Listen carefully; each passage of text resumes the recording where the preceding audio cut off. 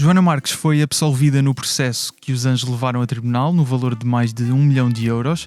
Em causa estava um vídeo publicado pela radialista e não radiologista no Instagram que satirizava a interpretação do hino nacional por parte de Nelson e Sérgio Rosado. Na sentença, a juíza Francisca Preto afirma que não há na publicação da ré qualquer incentivo ao apedrejamento verbal e adjetiva a crítica implícita ao post como moderada. Confirmou-se, portanto, que não ficou provado que foi a divulgação da ré que deu origem à polémica que afetou a vida e o negócio dos queixosos. Apesar da decisão a favor da liberdade de expressão, levantam-se ainda algumas questões. Fez sentido sequer este caso chegar a tribunal? A sentença é esclarecedora para dissuadir futuras queixas semelhantes? Como alguns afirmam, esta decisão dá aos humoristas mais liberdade de expressão do que ao cidadão comum? Para analisar a sentença e discutirmos estes e outros assuntos, tenho comigo a advogada Leonor Caldeira, que tem trabalhado em vários processos relacionados com liberdade de expressão. Bem-vinda, Leonor. Muito obrigada. Obrigado por ter aceitado o convite.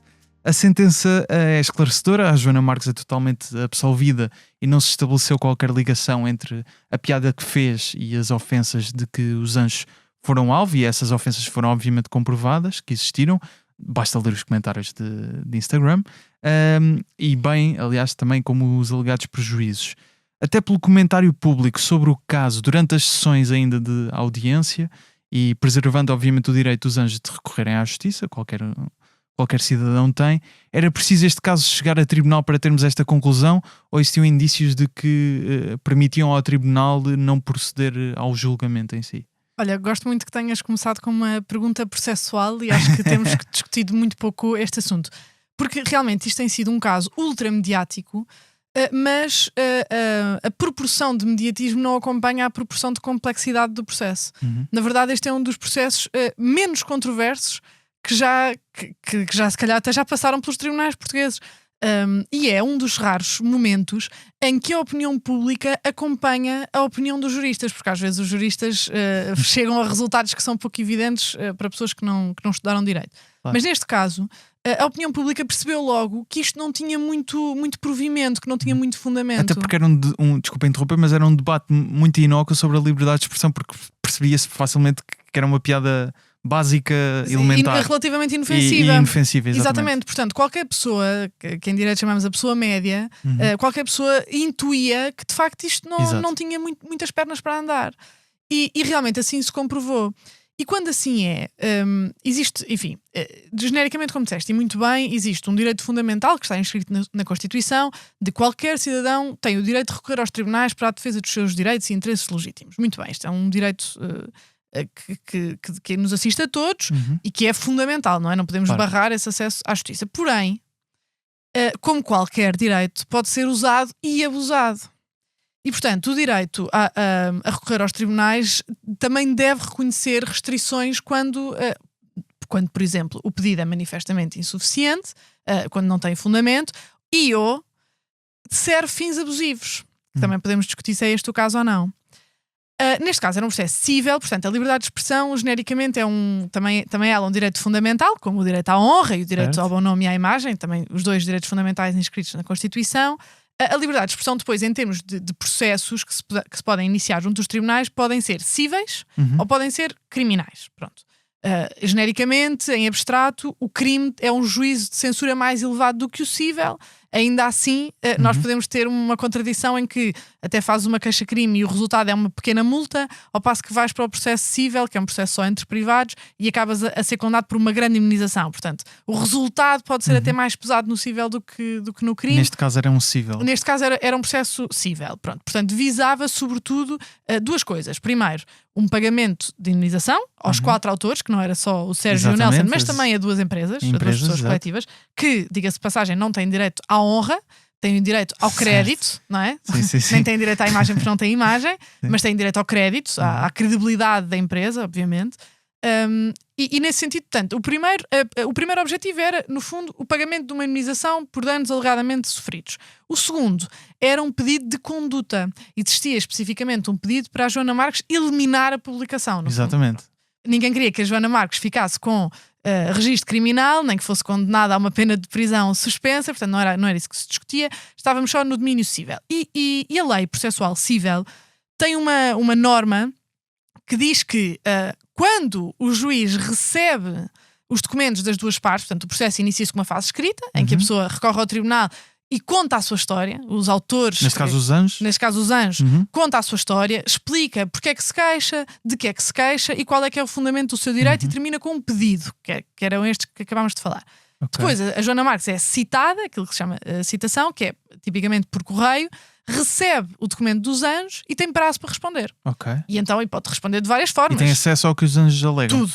E ao contrário do que acontece nos Estados Unidos, não dá para guardar argumentos e factos na manga para depois mais à frente apresentar. Ou seja, tens que concentrar todas as tuas queixas, todos os teus argumentos naquele momento. É uma espécie de resumo do que vai acontecer então em sessão de audiência, é isso? É a alegação de tudo e depois a audiência visa provar algumas das coisas que tu estás ali a alegar. Ou seja, é suposto tu logo no início, com esse documento escrito, apresentar os teus documentos, apresentas a tua lista de testemunhas e depois a audiência serve no fundo para ouvir as partes e ouvir as testemunhas. Ou seja, e nessa primeira fase o tribunal faz uma primeira avaliação se aquilo tem pés para andar. Exatamente, ou seja, quando os réus, neste caso a ré, responde, é então levado os dois documentos, neste caso para a juiz, e a juiz avalia e então marca a audiência. Pronto. E nesse momento em que marca a audiência, que faz uma coisa que se chama despacho saneador, que é no fundo sanear os vícios, ver se as coisas estão todas formalmente se estão bem, se é para seguir. A lei processual civil tem lá uma norma que permite ao tribunal, se tiver todos os elementos à sua disposição para já dizer o resultado final, tomar a decisão de mérito, portanto dizer quem é que tem razão, pode fazê-lo logo nessa instância. E nos casos... E acreditas que era um caso em que podia... Eu acredito e até adoraria discutir isto com os juristas em termos mais de processo civil. Desculpa, eu não sei jurista. Não, mas só para não entrar aqui em discussões muito técnicas, mas só para se perceber, ou seja, vamos ver, aquilo que os anjos dizem que a Joana fez, a Joana não nega. Os anjos dizem, a Joana publicou em abril de 2022 esta publicação, e a Joana diz, sim, é verdade, está lá no meu Instagram, continua a estar, portanto não vou negar o facto. Às vezes as pessoas acusam-nos de fazer coisas que nós não fizemos e portanto torna-se controvertido, não é? Portanto eu digo uma coisa, tu dizes outra e nós vamos ter que ver qual de nós é que consegue provar. Neste caso até estava por assente, não era um facto controvertido, era um facto que as duas partes concordavam. Sim, eu fiz a publicação, fiz a montagem, fiz o upload, fiz com essa descrição. Portanto, o que se discutia era essencialmente, antes de mais, uma questão de direito, que é saber se aquela publicação era ou não era lícita, violava ou não violava a lei. Porque, no fundo, a responsabilidade civil, que é aquilo que depois vai dar origem aos pedidos dos anjos, não é? A responsabilidade civil pode ser condenada a apagar a publicação e a pagar a indenização, ou só um ou só outro. A responsabilidade civil depende de alguns requisitos. E esses requisitos são cumulativos, ou seja, têm que estar todos presentes, têm que estar todos verificados, basta falhar um que a responsabilidade civil já não pode ser acionada. E neste caso, nós temos o facto, que é a publicação, toda a gente concorda. Nexo de causalidade, não é? Depois é a ilicitude, portanto tens que provar que o facto é ilícito. Depois o dano, tens que provar os danos. E depois tens que provar o nexo causal entre o facto e o dano. Genericamente é isto. A partir do momento em que o facto é lícito, nem sequer vale a pena tu ires ver se há danos, se não há danos, se há um nexo causal. O que estás a dizer é, bastava o tribunal ter ido ver a publicação, entender a publicação como lícita e não teria que existir o julgamento. Tinha todos os elementos à sua disposição para tomar uma decisão de mérito. Então porquê é que isso não acontece? Porquê é que isso não acontece? Em Portugal... e por boas razões, os tribunais valorizam muito este direito das pessoas recorrerem aos tribunais. E o direito de recorrer aos tribunais não é entendido como só o direito de apresentar estes articulados, estes documentos escritos. As pessoas entendem que a audiência presencial, estar em frente a um juiz, faz parte do direito que lhes assiste recorrer aos tribunais. Mas isto não é assim em todo o mundo. Por exemplo, no Reino Unido e nos Estados Unidos, que são países que têm uma fortíssima tradição de liberdade de expressão nos tribunais, um processo como este tinha sido, como se diz na gíria dos advogados, arrumado na secretaria. Não chegava, não era possível chegar a uma sala de porque julgamento. É demasiado evidente. Porque é mesmo improcedente, ou seja, é manifestamente improcedente. A publicação não tem qualquer ilicitude. E, portanto, nem sequer vale a pena ires ver os danos. Mas se quiseres, à cautela, ultrapassar a questão da ilicitude e dizer assim, ok, eu considero que isto é lícito, não tenho dúvidas, mas vamos só então abrir aqui, para efeitos académicos, teóricos, hipotéticos, a avaliação dos danos. Também aí é muito evidente que os danos que eles alegam e os danos que eles vêm apresentar o nexo causal é muito frágil. Aquilo que eles invocam, que aquela publicação aquela montagem, com está aquela.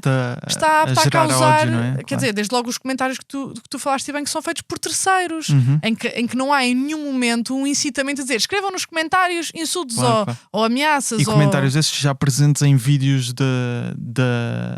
portanto, dos anjos a cantar o hino, que não noutras sedes, noutras instâncias, noutros YouTubes e até noutros canais de genericamente, YouTube. ou seja, todos nós hoje em dia estamos online e sabemos bem qual é que é o registro dos comentários na internet. E portanto, uma pessoa como a Joana Marques, que é humorista e que faz humor diariamente, o humor dela é um humor sofisticado, portanto não recorre àquele género de grosseria que estão nos comentários, mas ela, fazendo o seu trabalho humorístico, não consegue impedir que as pessoas lá vão comentar aquelas baboseiras, não é? Que são de facto desagradáveis e ofensivas. E ela reconhece isso até durante as sessões da audiência. Precisamente, ela não controla, nem tem que controlar, nem é o papel dela. Mas portanto, de facto aqui, da minha perspectiva,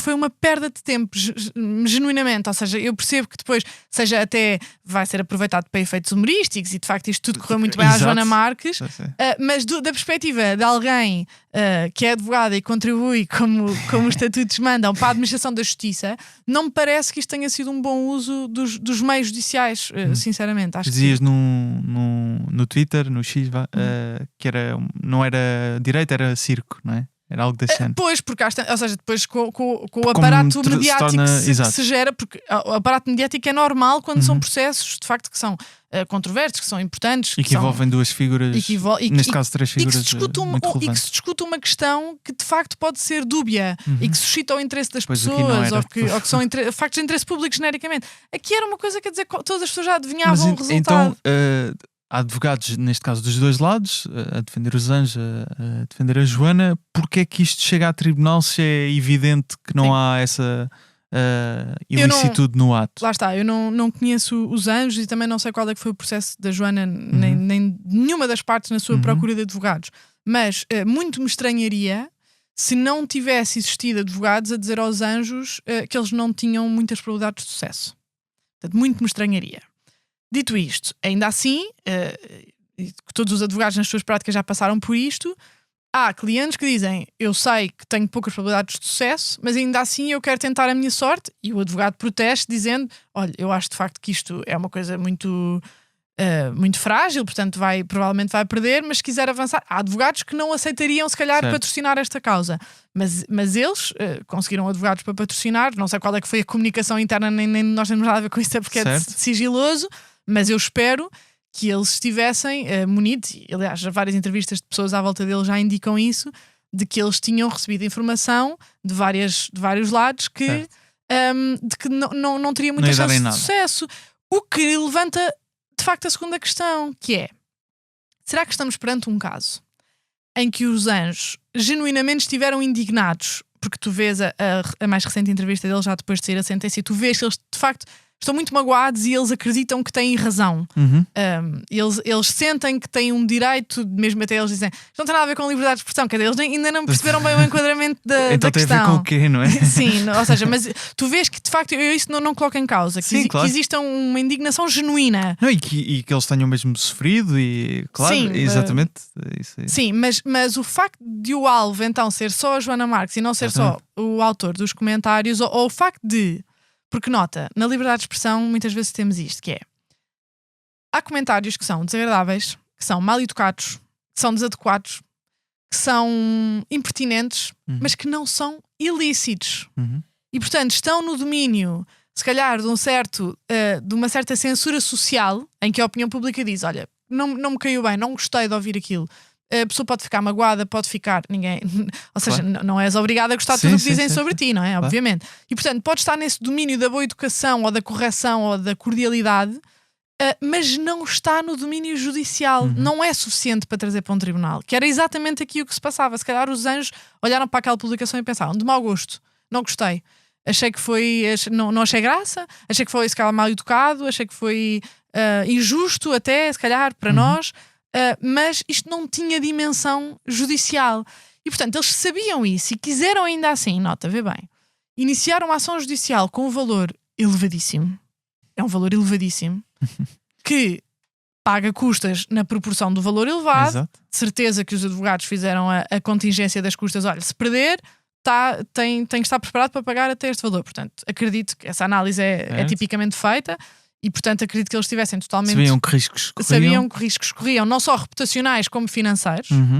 E na hipermediatização após levar o caso a tribunal. Durante, após tudo. Certo. Portanto, eu acho que eles esperavam que lhes corresse um bocadinho melhor, mas ainda assim eles sabiam estes riscos. Então porquê é que eles quiseram avançar? E sem fazer nenhum juízo de intenção, porque não me cabe e não conheço as pessoas em concreto, mas só analisando os factos, não posso deixar de dizer que me suscita a interrogação sobre se existia aqui uma intenção de castigar ou massacrar um bocadinho a Joana Marques.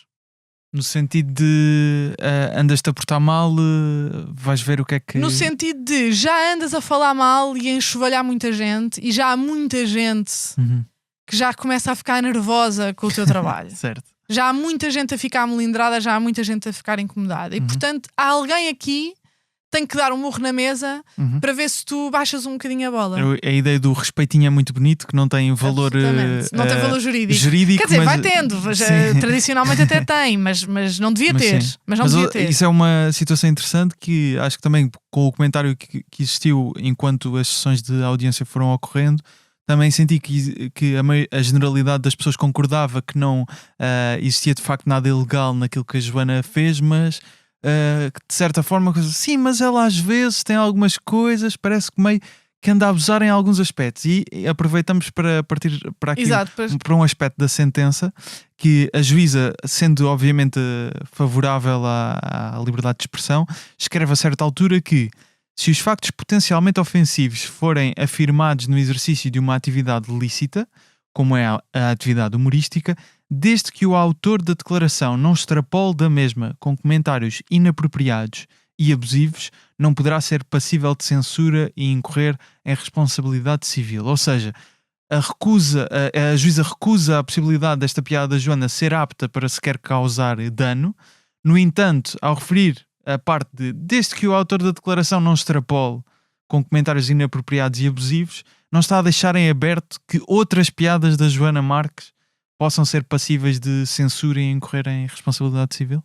Sim, parece-me que a juiz nesse segmento da sentença parece deixar aí essa abertura, que é uma passagem que me preocupa particularmente, porque é absolutamente normal que em direito se use aquilo que nós chamamos os conceitos indeterminados, que é essas duas frases, esses dois vocábulos que usaste aí, que é abusivos e inapropriados. O que é abusivo e indeterminado? Exato. É indeterminado, neste subjetivo. Caso só é determinável no caso concreto. Só no caso concreto é que tu consegues determinar, ok, isto foi abusivo, isto foi inapropriado.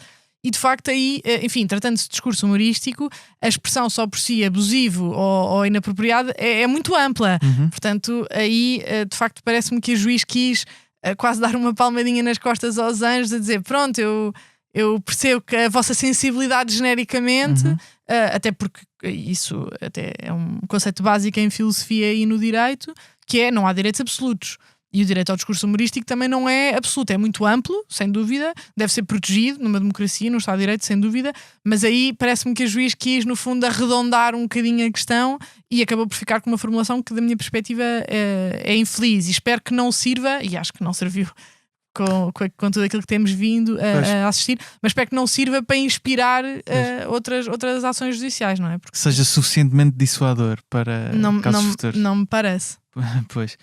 Porque isto, lá está, até pensando em alguns episódios do Extremamente Desagradável, e que nós já dissemos aqui que este post da Joana é bastante elementar, inócuo, há alguns episódios do Extremamente Desagradável que nós podemos reconhecer um humor mais ácido à Joana, e que se calhar as pessoas até tinham, ou perceberíamos melhor o facto de estarem ofendidas com uma situação, com um Extremamente Desagradável, exatamente. E de repente esta brecha quase aqui é tipo, pois, mas há aqui casos que parece que sim, que vale. Mas sabes que, vou-te dizer, essa frase, essa passagem não é suficiente para demover o resto de toda a jurisprudência dos tribunais superiores portugueses e a jurisprudência do Tribunal Europeu dos Direitos Humanos, que nesta matéria alterou completamente a direção a que os tribunais portugueses estavam a ir. Mas não sei se queres voltar só à parte abusiva do direito da ação, porque lá está, sendo isto um caso que era óbvio à partida, eles tendo certamente advogados e amigos e conselheiros que lhes dissessem não vais por aí porque isto não tem pernas para andar. O facto deles, ainda assim, em consciência, terem avançado com um valor desta dimensão, faz-me falta esta discussão, que é, será que não estamos aqui perante um SLAP que correu mal? Um SLAP que é um Strategic Litigation Against Public Participation. Ok, vais ter que descomplicar. Um SLAP portanto, é uma litigância estratégica. Litigância quer dizer processo em tribunal. Portanto, é uma disputa judicial que é feita de forma estratégica para reprimir a participação pública. E isto é tipicamente feito contra jornalistas, contra ativistas, mas também contra humoristas. Neste caso, parece-me que correu tudo ao contrário, portanto, saiu completamente o tiro pela culatra.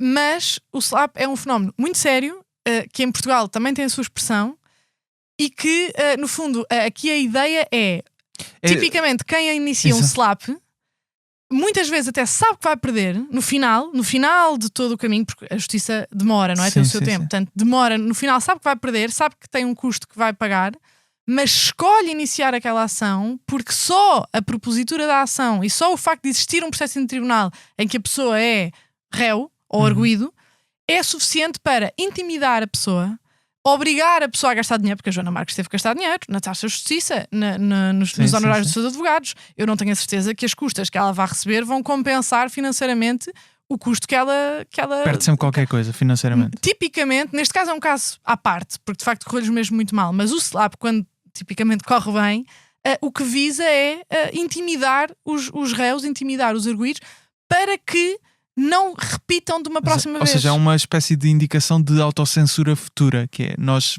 De censura futura mesmo. Exatamente. Querem é que a própria Joana no futuro se autocensure e não se queira não faz noutra. Aquela piada já a pensar, pois está bem, ganha em tribunal, mas depois vai-me custar isto, vou passar por um processo de não sei quantos meses. Este até teve uma resolução relativamente rápida. Sim, é verdade. Mas, por exemplo, eu patrocinei recentemente um processo que já está a fim, portanto podemos falar sobre ele livremente, em que o antigo vice-presidente de Angola e a sua filha processaram junto aos tribunais portugueses um jornalista inglês e uma editora portuguesa a propósito de um livro de jornalismo de investigação que tinha um capítulo em que estas duas pessoas eram mencionadas. Eram mencionadas por factos públicos em que participaram e por serem ele, então, uma PEP, não é? Uma pessoa com exposição política. E, portanto, à partida, quando as pessoas têm uma grande exposição política, têm que estar disponíveis para serem mais questionadas e mais comentadas e mais avaliadas, sobretudo por jornalistas de investigação.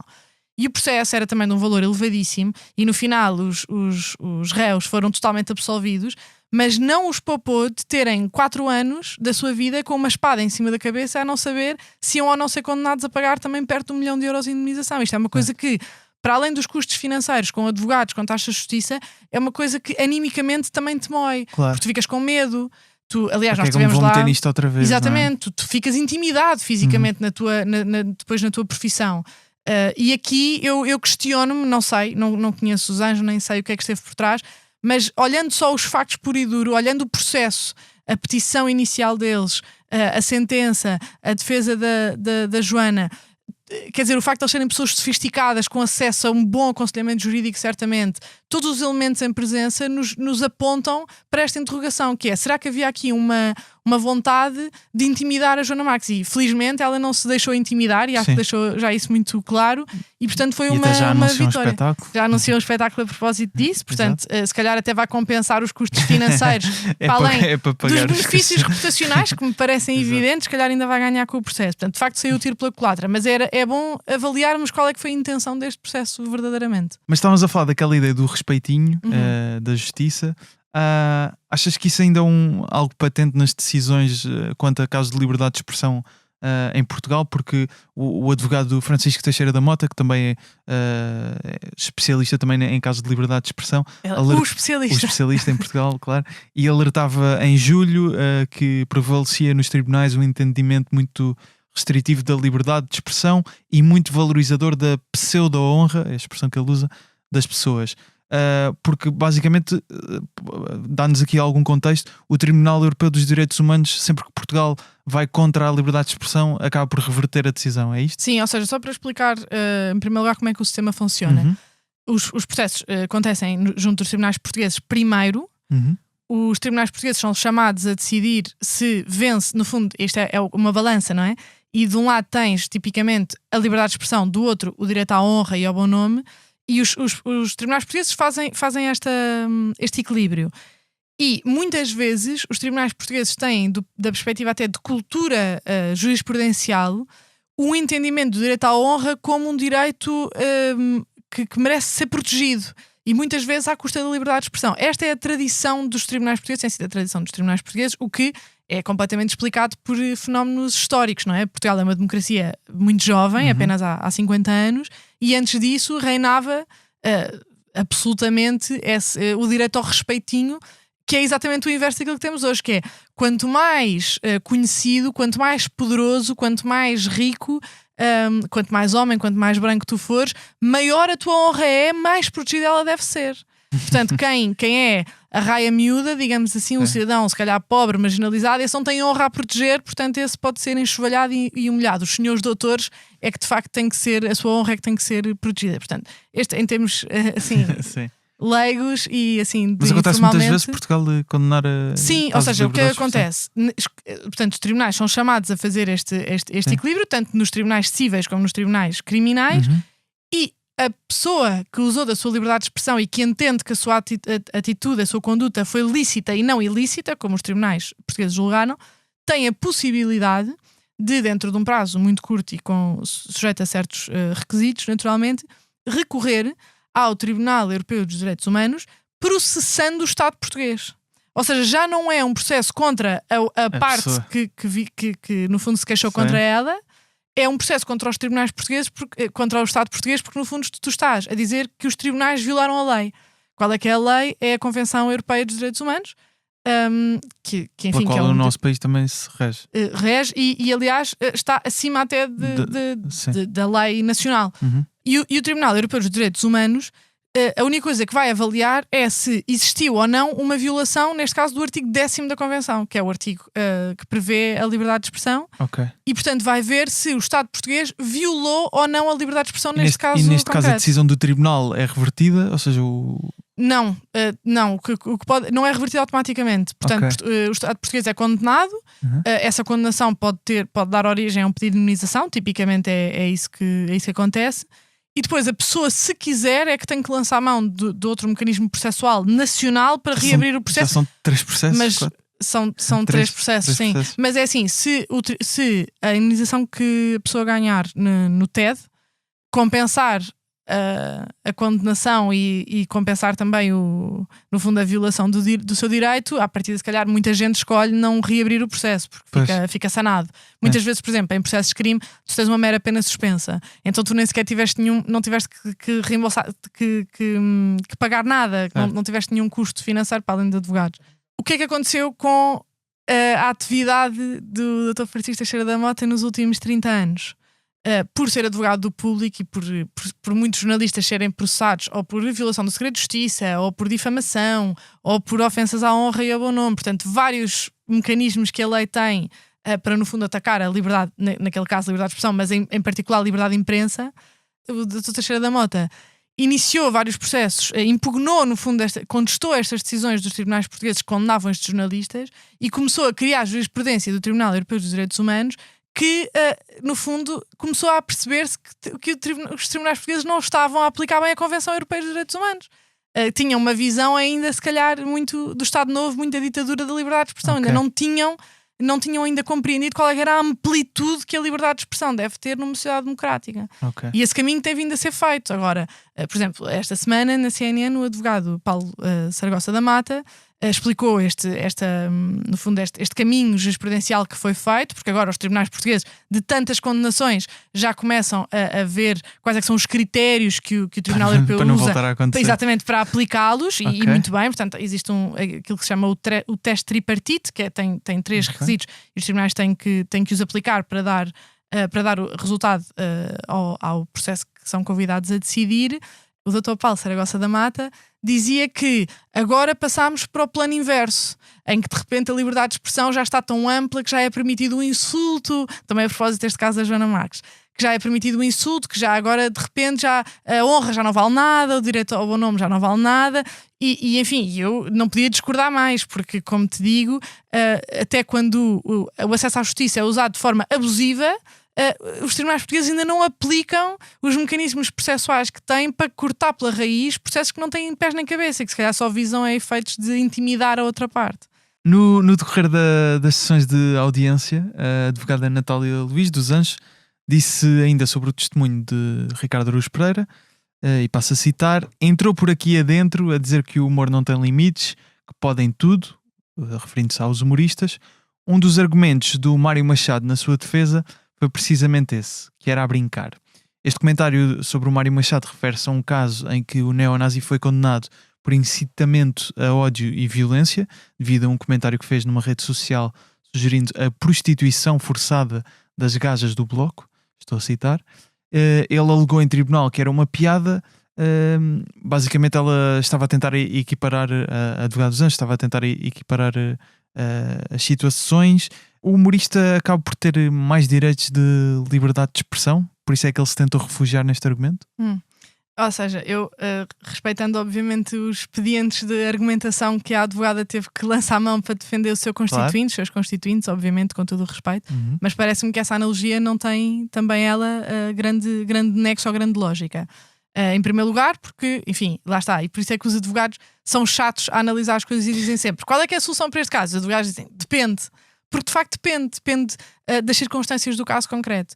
E quando tu vais analisar o caso concreto, todos os factos, todas as circunstâncias, todas as nuances contam para a solução que tu vais dar. E às vezes basta um detalhe, um pequeno detalhe para tu obteres uma solução em sentido contrário. Portanto, o humor não se basta com a afirmação de que a seguir, o que eu vou dizer a seguir é humor, 2 pontos.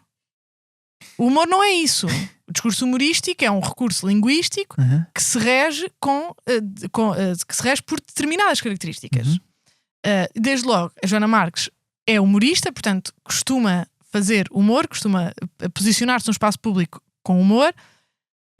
A sua publicação tinha um tom jocoso, de brincadeira.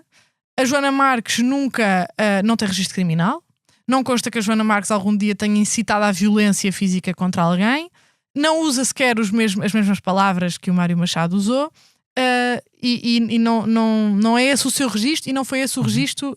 Não havia qualquer incitamento à violência, nem qualquer linguagem semelhante àquela que é indicada. Foi para isso que se fez o 25 de Abril. Sim, exatamente. São as únicas palavras. Portanto, é um universo de distância daquilo que o Mário Machado disse. Por outro lado, o Mário Machado, de facto, tentou usar o argumento de isto é humor, portanto é discurso não sério, eu não posso ser responsabilizado por isto, quando na verdade Mário Machado, em termos genéricos, é uma pessoa que tem um vastíssimo registro criminal, de crimes violentos, e no âmbito desse processo não era só o tweet que estava em causa, porque ficou provado que existiam atos preparatórios a cometer atos de violência contra algumas das vítimas que estavam como assistentes nesse processo.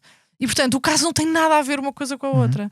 E não basta que certa pessoa diga, quer dizer, faz uma determinada declaração que admito que, por ser numa rede social, como no caso do Mário Machado era um tweet, se calhar até está coberta de uma certa informalidade e muitas vezes um discurso não sério ou se calhar não intencional ou mais provocatório do que é normal. Não excluo, obviamente, essa hipótese. Mas não vamos dizer que aquele tweet em si mesmo, neste contexto dito por esta pessoa, com este conteúdo, é puramente discurso humorístico. Certo. Porque não é. Porque foi apto, e foi assim que os tribunais decidiram ir bem, foi apto a gerar nas vítimas um sentimento de intimidação, de medo, que depois, lá está, e foi também um chamamento à violência, tanto é que depois ficaram provadas essas... Então, mas a conclusão é: os humoristas têm de facto o espaço de discurso que têm é mais abrangente. Os humoristas não, mas o discurso humorístico sim. Ou seja, não é a pessoa que põe um chapéu de humorista e pode dizer tudo e depois o chapéu passa para outra pessoa. O tema não é esse. O tema é realmente o discurso humorístico. Porque é não sério? porque é não sério, tem mais amplitude para chegar a lugares de maior provocação, de maior sátira, de ironia, muitas vezes o humor até é um espelho a certos vícios da sociedade, e portanto é preciso às vezes recorrer ao exagero, ou à ironia, ou à provocação, para ilustrar esses mesmos vícios que a sociedade tem, que nós todos temos, e por essa razão, por ser discurso não sério e por visar a ironia e por visar às vezes até a autorreflexão da sociedade,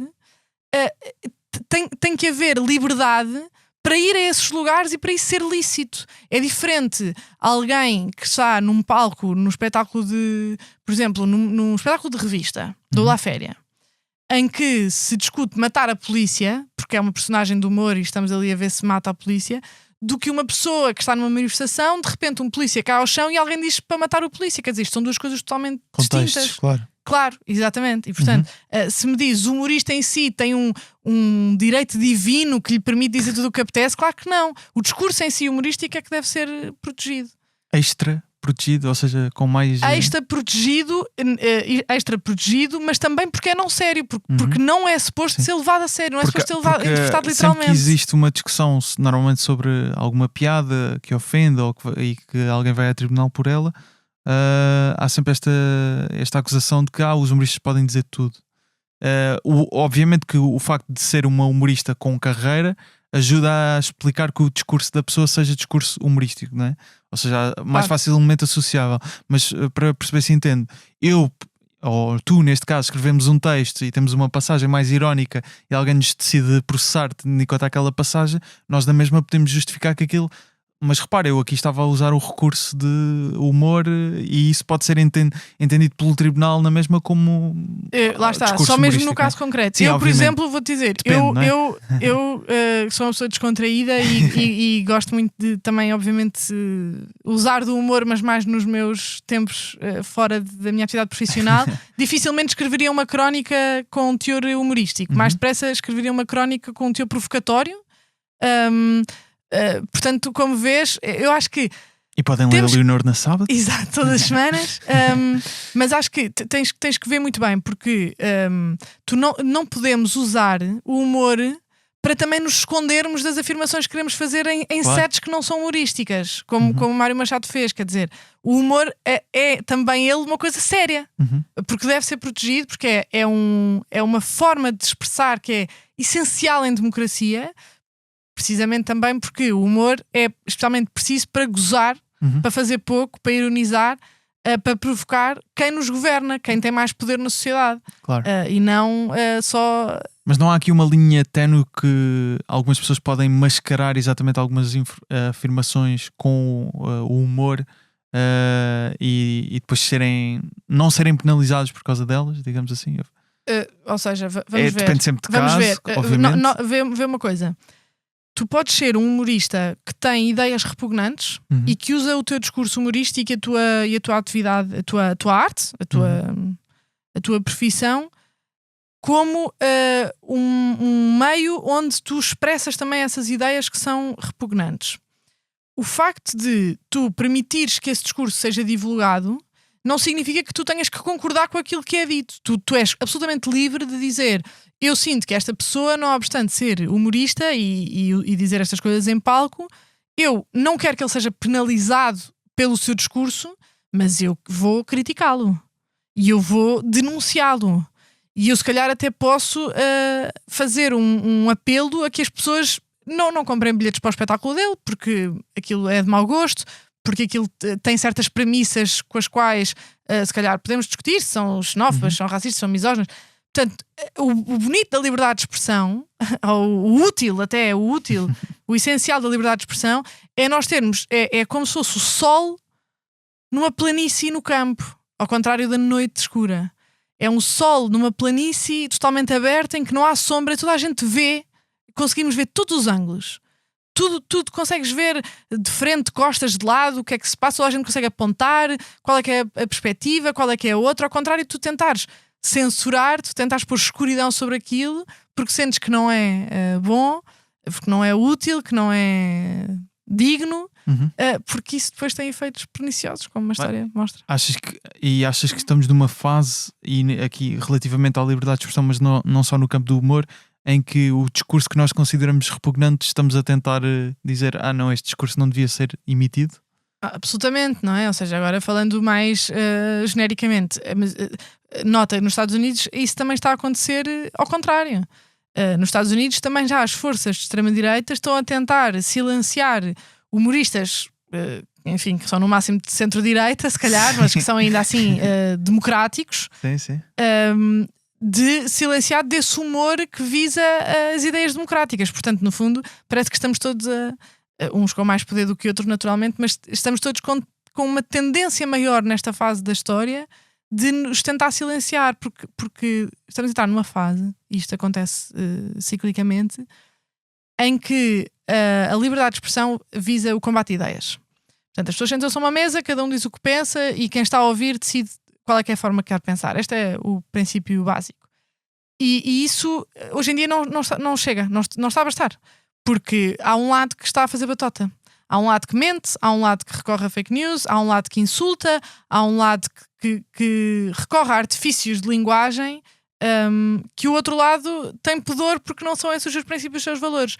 E quem está a assistir está a sentir uma grande sedução com esse discurso, com esse outro lado que está a fazer batota, e portanto nós, os democratas, temos que resistir fortemente à tendência de querer censurar o outro lado, de querer não ouvir, de querer lá está, dizer que não pode dizer aquilo que está a dizer. Percebo que é altamente frustrante, dá vontade de abandonar a mesa, dá vontade de mandar a toalha ao chão, e nota, de facto há certas coisas que têm que ser censuradas. Sim. Eu patrocinei Francisco Louçã num processo contra o Pedro Frazão, deputado do Chega, por ter feito uma afirmação de facto. Portanto, não estamos aqui no plano de combate de ideias ou de opiniões. Ele fez uma afirmação de facto que era falsa, e ele sabia que era falsa e usou-a para no fundo atacar o Francisco Louçã. E portanto isso está fora do âmbito da legalidade, e nós podemos e devemos usar a lei para nos defender disso. Só que essa é que é a fina arte da liberdade de expressão. É que não há direitos absolutos, ponto primeiro. A liberdade de expressão quer-se o mais ampla possível, ponto segundo. O que significa que tu tens que ter uma liberdade de expressão muito, muito, muito ampla, mas depois importa a sua delimitação positiva. Portanto, tudo aquilo que tu podes dizer e que tu deves ser livre de dizer, mas também importa a delimitação negativa, que é qual é que é a linha vermelha que eu vou traçar aqui. E sem dúvida que a linha vermelha é o incitamento à violência, o incitamento direto à violência e não indireto, como os anjos se calhar arguíram, não é? Que é, não, mas se ela não tivesse feito essa publicação não tinha feito os comentários. Quer dizer, isso é totalmente indireto, não é? Portanto, houve aliás uma passagem que é a minha favorita da sentença, em que a senhora juiz diz que o mesmo argumento podia ser usado para dizer então os anjos não deviam ter interpretado o hino daquela forma, porque podiam assumir que iam existir comentários de ódio. E é exatamente isso, ou seja, se não querias ser sujeito a críticas, não te tivesse exposto. Essa é a grande frase de: se não aguentas o calor, não estejas na cozinha. Queres ser famoso, queres ser cantor, queres ser conhecido, tens de estar preparado para levar com certas críticas, brincadeiras, piadas. Mas estavas a dizer que a delimitação negativa também é importante. A delimitação negativa é essencial, não é? Para protegermos a liberdade de expressão tal como a entendemos hoje, que é onde é que tu vais traçar a linha. E esse traçar de linha vermelha pode ser o incitamento à violência diretamente, e as imputações de facto que são falsas sem, porque às vezes há imputações de facto que são falsas que são legítimas, mas sem existir um motivo legítimo para as formular. É isso, essa é genericamente a formulação do nosso Código Penal. Porque a liberdade de expressão não serve só para dizer coisas verdadeiras. Essa também é uma dimensão. Estava outro episódio, interessante, exato. Não vou poder explorar essa, infelizmente. Mas até voltando ao caso dos anjos, ficaste com a ideia ao ler a sentença que se eles tivessem levado a tribunal a empresa que assumiu a culpa dos problemas técnicos teriam vencido? Olha, depende muito dos factos. Isto é assim, em direito civil, em direito processual civil, como as partes são as protagonistas do processo, tudo depende de como o autor formula a ação, tudo depende de como eles constroem a ação.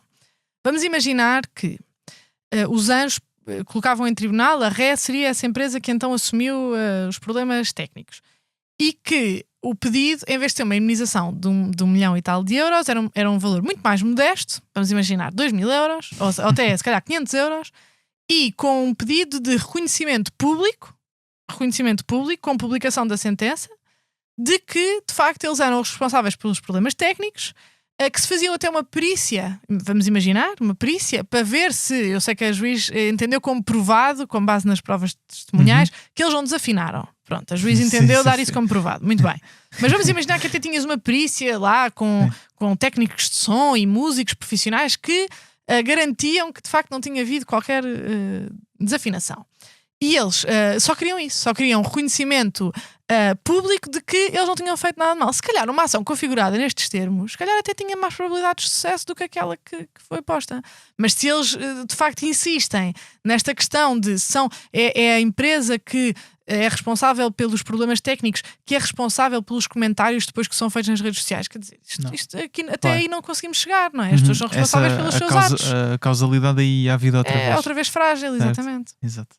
Mas ao ler a sentença parece sempre que a ligação, e o Ricardo Araújo Pereira ainda durante as sessões de audiência resumia isso bem, que é, eles têm uma lista de pessoas que fizeram comentários de ódio, têm uma empresa que assumiu a culpa pelos problemas técnicos e decidem processar uma pessoa que fez uma piada sobre isso. Por isso é que no início eu começava com essa interrogação sobre qual é que é a verdadeira intenção, qual é que foi a verdadeira intenção deste processo. Os Anjos, num comunicado que entretanto lançaram após saber-se o desfecho do caso, disseram que não concordavam com a sentença. Lá está, disseram que nunca foi sobre liberdade de expressão, apesar de não se perceber bem então sobre o que era. Dizem que respeitam a decisão da justiça e que com serenidade vão seguir em frente. Apesar de tudo, têm ainda 30 dias para apresentar recurso. Veremos o que é que acontece. 30 dias desde que se soube a sentença, certo? Até porque, lá está, foi anunciado esse novo espetáculo ao vivo da Joana Marques, chama-se Em Sede Própria, fica aqui a publicidade, 8 e 9 de maio no Porto, 22 e 23 de maio em Lisboa. Nós até estamos a gravar no dia em que os bilhetes vão ser colocados à venda, portanto quando este episódio sair, se calhar, arrisco-me a dizer que já estão escutados ou muito perto disso.